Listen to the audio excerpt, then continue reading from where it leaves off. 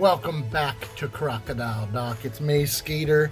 I'm here to share with you a little devotion today. This week at Crocodile Doc, we heard that God keeps God's promises. We heard of God delivering on God's promise and finally freeing the people from Egypt.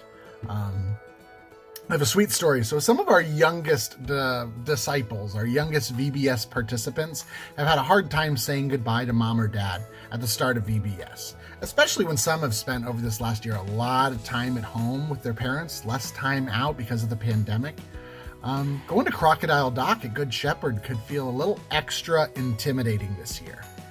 However, I witnessed something so sweet the other day during drop-off. I watched as one of our fourth grade VBS participants ran over from her group to the drop-off line where there was a little one, a first-timer who was having a really hard time saying goodbye.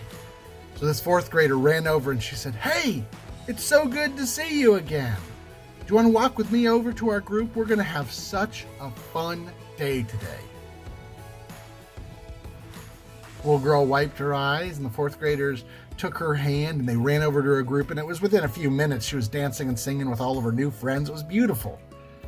Because of God's grace, because of the dedicated work of the volunteers and the staff here at Good Shepherd, promises of a fun day were made. Promises of a fun day were kept. That's good news. So I'm sure there are things you're facing this week that may give you a bit of anxiety, or maybe it's intimidating you this week. You may be having a week where you're just simply overwhelmed, but hear this loud and clear. God is with us. Fear not. God keeps God's promises. God has promised to work good in our lives and has promised that the worst thing that can happen to us is never the last thing that's going to happen to us. Thanks be to God. Amen.